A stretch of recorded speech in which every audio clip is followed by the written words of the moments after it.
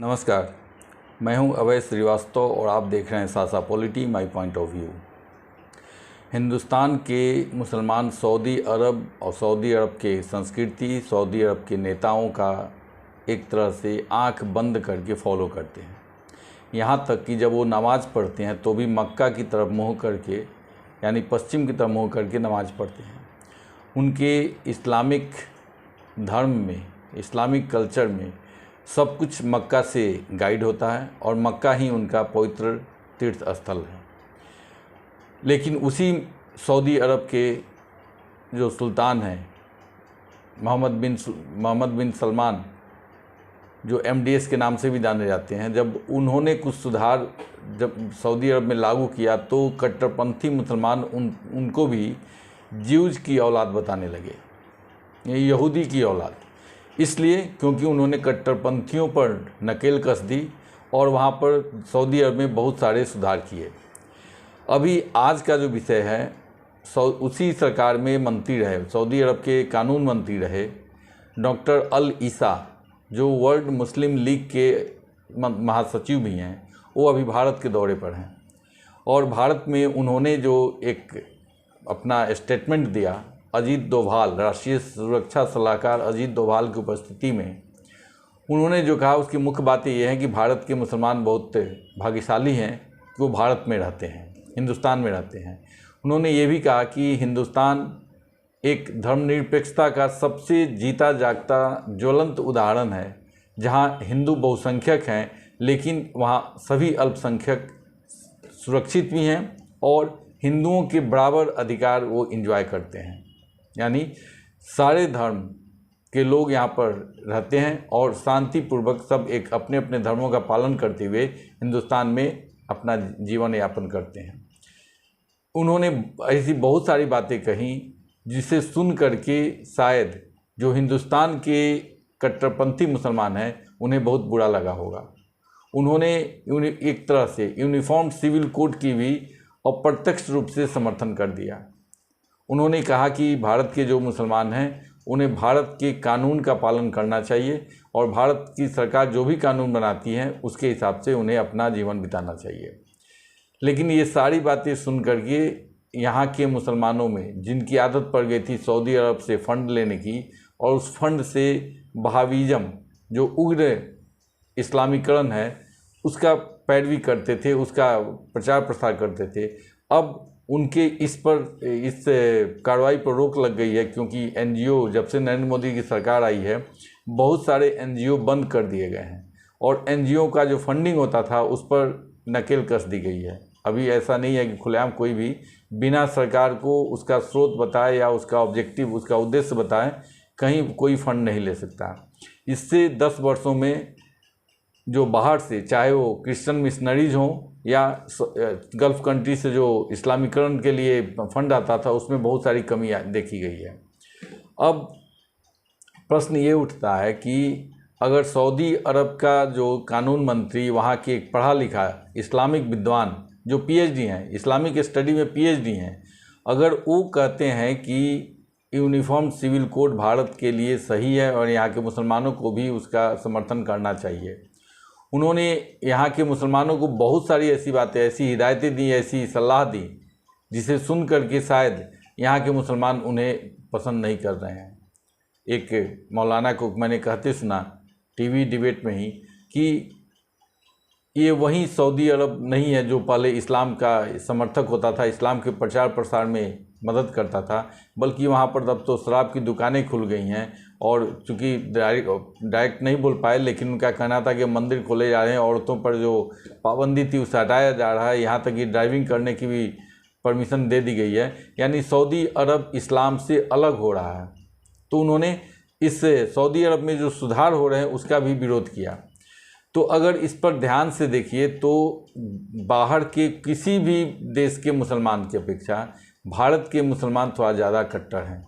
और इसका एग्जाम्पल मिलता है, जिसे अभी तक कहा जाता था कि मस्जिद पूजा स्थल है, वहाँ पर नमाज अदा की जाती है, लेकिन एक ऐसा विषय जो संविधान में दिया गया है, संविधान में जिसकी चर्चा की गई है, संविधान नहीं, वहीं बाबा साहब अम्बेडकर ने जिसका ड्राफ्ट तैयार किया था, उसी संविधान में चर्चा किया गया है कि आने वाले समय में समान कानून संहिता बनेगी, यूनिफॉर्म सिविल कोड लाया जाएगा।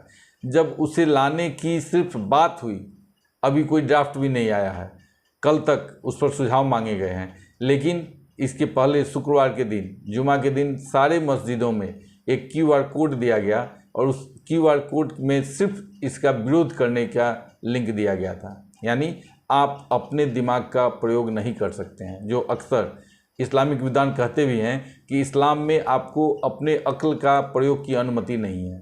जो कुरान में लिखा हुआ है उसे आंखें बंद करके आपको स्वीकार करना पड़ेगा और इसमें कोई चेंज करने की भी कोई गुंजाइश नहीं है, क्योंकि जो कह दिया गया, जो कुरान में लिख दिया गया, वो अपरिवर्तनीय है। ये सब जानते हैं, जीवन परिवर्तनशील है, लेकिन उनकी नज़र में जो आज से 1400 साल पहले लिख दिया गया वो अल्लाह का हुक्म है और उसमें कोई भी परिवर्तन नहीं किया जा सकता। अब ये UCC का जो विरोध हो रहा है उसमें समझने वाली बात है कि मस्जिदों से जो QR कोड दिया गया है उसमें कहीं ये नहीं लिखा गया है कि इसमें इसकी क्या विशेषता है और इसके किन कारणों से इसका विरोध होना चाहिए, इसमें क्या कमी है। UCC यानी समान नागरिक संहिता, यूनिफॉर्म सिविल कोड ऐसा क्या करने जा रही है जिससे मुस्लिमों के धार्मिक आज़ादी में किसी प्रकार का हस्तक्षेप हो जाएगा, इसकी कहीं चर्चा नहीं है। सिर्फ एक लिंक दिया गया है जिसमें यही है कि इसके माध्यम से इसका विरोध करना है। तो इससे स्पष्ट है कि चाहे हिंदुस्तान में कोई भी कानून बने, उसका एक वर्ग है जो उसका विरोध करेगा, कितना भी अच्छा कानून बना लीजिए। कोई भी, अगर नरेंद्र मोदी कोई भी अच्छा काम करेंगे तो वो वर्ग इसका विरोध करेगा, और विरोध करने वाले भी वो होते हैं जो खुद धार्मिक रूप से बहुत असहिष्णु हैं, जो किसी दूसरे के अस्तित्व को स्वीकार नहीं करते हैं, लेकिन वही लोग आकर के दूसरे को ये उपदेश देने लगते हैं कि हमारी धार्मिक आज़ादी में हस्तक्षेप हो रहा है। मेरा जो आज का विषय था कि अल ईसा जैसा एक विद्वान, इस्लामिक विद्वान अगर कह रहा है, कुछ कह रहा है, तो उसके पीछे के तर्क को बिना समझे और उसके ऊपर ही आरोप लगा देना हिंदुस्तानी मुसलमानों की मानसिकता को दिखाता है। अभी बंगाल में जो कुछ भी हो रहा है, बंगाल में चुनाव हो रहा है, लेकिन वहाँ पर भी हिंदू मुसलमान करने की कोशिश तो की जा रही है। अभी आज एक प्रवक्ता, कांग्रेस के प्रवक्ता ने कहा कि राहुल गांधी का कोई वक्तव्य इसलिए नहीं आ रहा है कि डाटा संकलन किया जा रहा है, यानी वो देखेंगे कि मरने वालों में ज़्यादा मुसलमान है कि हिंदू। अगर मुसलमानों की संख्या ज़्यादा होगी तब राहुल गांधी उस पर अपनी शोक संवेदना व्यक्त करेंगे, अगर हिंदू होंगे तो चुप लगा जाएंगे।